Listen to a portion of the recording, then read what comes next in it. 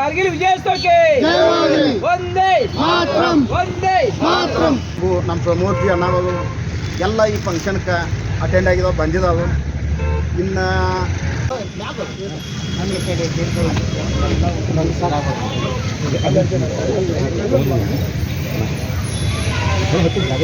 ಆತ್ಮೀಯ ಬಂಧುಗಳೇ, ಇವತ್ತಿನ ದಿನ 25 ವರ್ಷದ ಹಿಂದೆ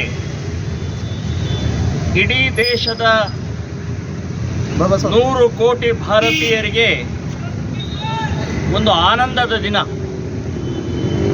25 ವರ್ಷದ ಹಿಂದೆ ನಡೆದಂಥ ಘಟನೆ ನಾವು ಇವತ್ತು ಸ್ಮರಣೆ ಮಾಡಿಕೊಳ್ಳಲೇಬೇಕು.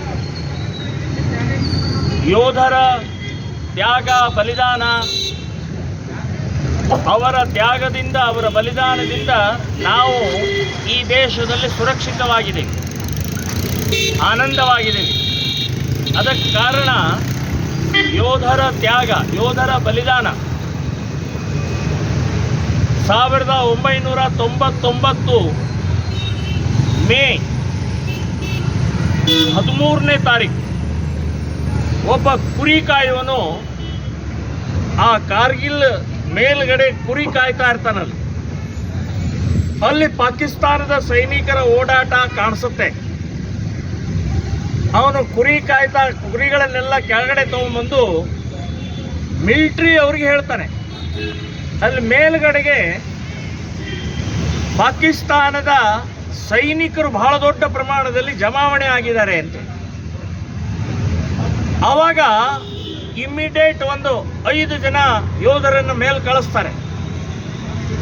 ಪಾಕಿಸ್ತಾನದ ಯೋಧರು ಸುಸಜ್ಜಿತ, ಅಂದರೆ ಎಲ್ಲ ವ್ಯವಸ್ಥಿತವಾಗಿ ಪ್ರೀ ಪ್ಲ್ಯಾನ್ಡ್ ರೆಡಿ ಇದ್ದಿದ್ದರಿಂದ ಆ 5 ಯೋಧರನ್ನ ಅಲ್ಲೇ ಹೊಡೆದು ಕೊಂದು ಹಾಕ್ತಾರೆ.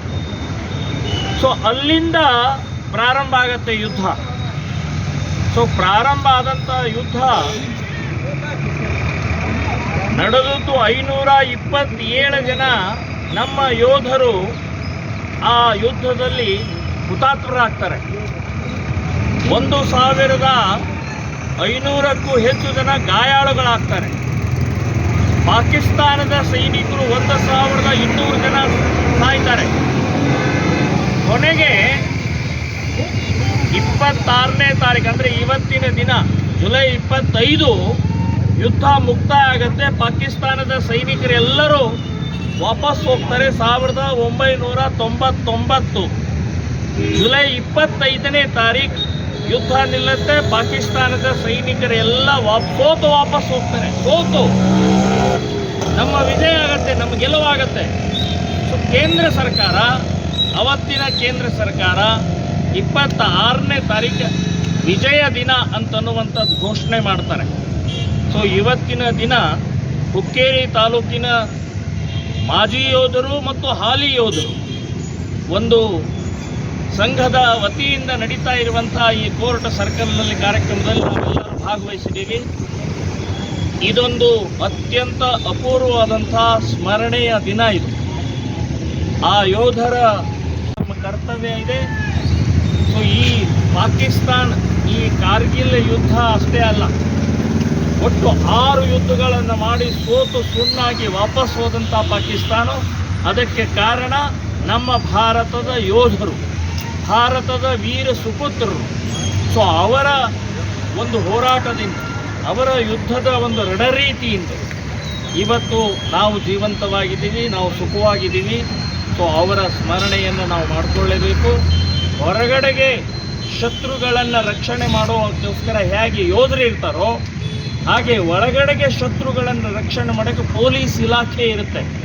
ಸೊ ಒಳಗಡೆ ಶತ್ರುಗಳನ್ನು ರಕ್ಷಣೆ ಮಾಡಿ ನಮ್ಮನ್ನು ಸಂರಕ್ಷಣೆ ಮಾಡುವಂಥದ್ದು ಈ 2 ಇಲಾಖೆ ಬಹಳ ಮಹತ್ವದ್ದು ಅಂತಂದು ನೆನಪಿಟ್ಕೊಳ್ಳಿ.